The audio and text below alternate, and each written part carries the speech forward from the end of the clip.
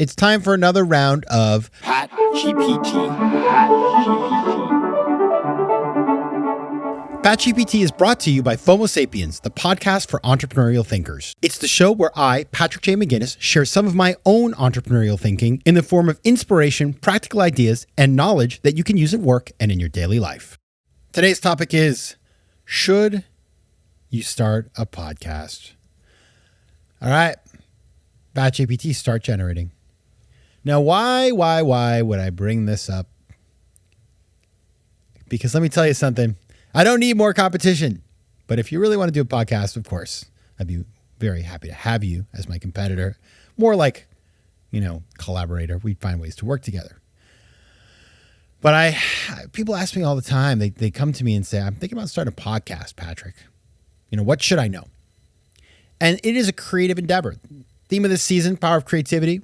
Podcasts are good for creativity, I think. I think you learn stuff. You're forced to be creative, think outside the box. It's fun and interesting.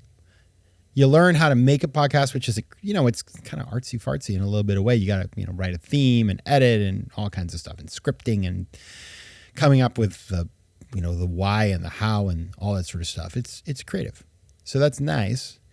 But there's one thing you got to know. I'm going to tell you a couple of things, but let's start with the biggie.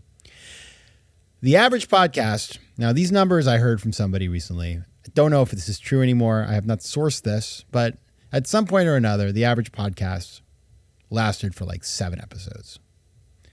It's easy to start. There's low barriers to entry when you start a podcast. Doesn't cost a lot of money. You can just put it online, blah, blah, blah. But actually keeping it up, it's like being on a treadmill, a good old treadmill. And listen, I love a good treadmill, but I'm just telling you, once you start, if you want it to succeed, you must continue. I'm on episode 90 gazillion at this point, right?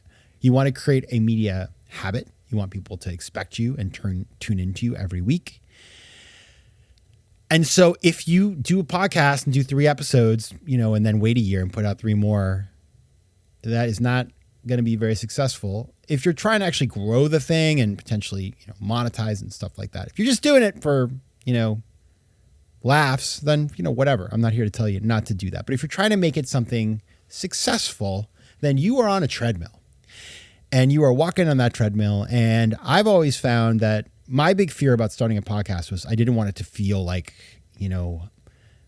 work. And I don't mean work in terms of of course it's work, but I didn't want it to hang over my head like an obligation. I wanted it to feel like something that was a privilege. And so I thought about that a lot before doing it. And I set up a system whereby I have a lot of help. So, I don't have to spend my whole life doing this. But if you don't have that, it is a lot. Let me tell you something. Early days of FOMO Sapiens, recording an episode, let's say that was an hour, I would edit it down myself. Oh my goodness, that would take me 3 hours. Holy mackerel. I'm just telling you, it was rough. But it was kind of like the thing they say about working at a talent agency, like start in the mailroom. I was in my own mailroom of editing. So I learned a lot about how to put a show together.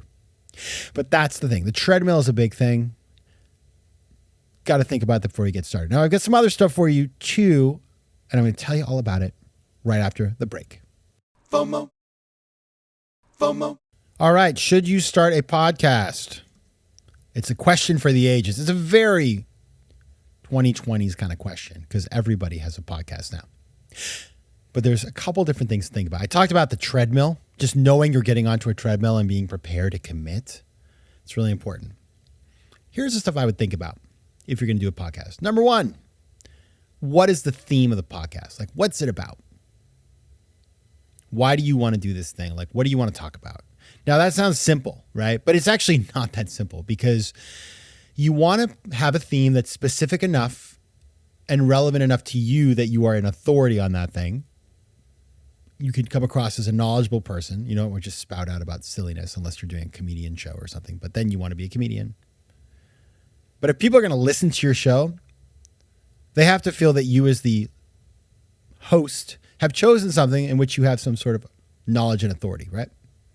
And it has to be specific enough to achieve that, but broad enough that you can do a bunch of episodes.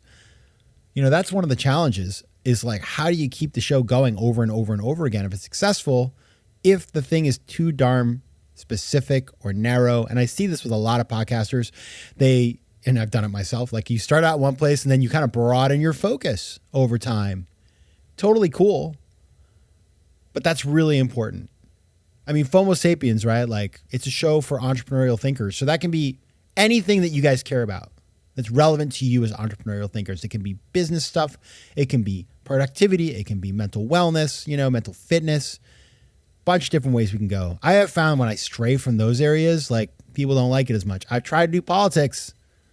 I love politics. Nobody wants to hear about politics on FOMO Sapiens. That's what I learned. So that's really important. It is the question of theme. Number 2, and this is only for an interview show like mine, but where do you get the guests?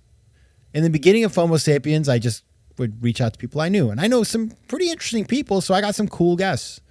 But then you kind of run out and you're like, holy mackerel, who the heck am I going to get? And that was when I did them in person. Now we do remote mostly, so that's a lot easier. But what I did, and this is my little secret, is I reached out to a bunch of PR agencies and publishers and said, please let me know when you have somebody awesome that should be on the show. And they reach out all the time. I get many, many wonderful pitches. Thank you to everybody who works in PR. And I'm able to select the very best for you guys. It's really interesting. I mean, I must get 30 a month, 40 a month, and we do 4. So it's a really, and then there's like the, obviously beyond that, the people I come across in my own life, ideas that I have, people that I'm inspired by that I meet. So let's say every month I add another 15 to 20 in that. So we have 60 potential guests every month of which we choose 4. And that's how we get such great people. Having a source of guests, whether it's your network or through folks who do this for a living, like publicists who are so kind to send me wonderful guests, that's going to make your life easier. Very important. Number 3, this one's super important. What are you giving to the listener? And that's really hard because, you put out a podcast, you don't know where it goes. Like you kind of know, but you don't really know. I've done focus groups and that's helpful to learn, understanding. But, for this show, what we figured out is people are looking for inspiration. They're looking for fresh ideas, right? From smart people. They're looking for ideas about how to build a business or do things differently. That's the kind of stuff. It's mindset stuff. Great. That's, a lane that I feel comfortable I can participate in, right? But that is really important to know because what you don't want to do is record a show that your listener listens to and says, like, why did I just listen to that? Like I got nothing out of that. I listen to some podcasts sometimes. And even if the guest is great, if the interviewer doesn't know why they're interviewing this person, it sucks. So that's really important. Finally, format. What's the length of an episode? How often do you want it to come out? Are there little segments, right? Think about FOMO Sapiens. I have an interview. It's 30 minutes. Why? I could do 4 hours like Joe Rogan, but first of all, my attention span is not that good. Second of all, I want you guys to be able to listen to this on the walk to work, in the subway, in the car, on the bike ride. It's while you're on the treadmill. I want it to be something you can easily add into your life without having to spend 4 hours with me. I love to spend 4 hours with you, but I think it's a lot of time. So that is why I do this the way I do. I have tried all kinds of other things with format. We used to have a thing called what was it called? Faux Mondays? No. There was Faux Mondays, but there was this thing called Faux Moment of the Week. Anybody remember that? That was an early thing that I would do at the end of the episode. I'd have a Faux Moment of the Week. And I'd tell some thing from the news or whatever, or some fun fact. Then we made it Faux Mondays, which is the predecessor to PatGPT, which is on Tuesdays now. So we played around with different formats. Why did I create this? Well, I wanted to have a space to talk to you directly about the things that are important to me and hopefully to you. Things that are of value to you, tips and advice. Things like, should I have a podcast? So that are the 4 things right there. Well, there's beyond the treadmill, which we talked about earlier. It's about theme. It's about getting your guests. It's about value prop for the listener. It's about format. All right. If you have any questions, you reach out to me. Feel free. Let's connect at patrickmcginnis.com. You can find me on Twitter, PJ McGinnis, Instagram at Patrick J. McGinnis. If you have thoughts, reach out as well. Hope this was helpful for you aspiring podcasters. I will see you on Thursday with another episode of FOMO Sapiens. Until then, take care of yourselves. FOMO Sapiens and PatGPT stop generating. FOMO. FOMO Sapiens is recorded in New York City. Theme music is by Mike McGinnis and editing and post-production is by Josh Elstro. If you like today's show, please be sure to rate it and recommend it to your friends. And as always, you can find me at FOMOSapiens.com and at PatrickMcGinnis.com.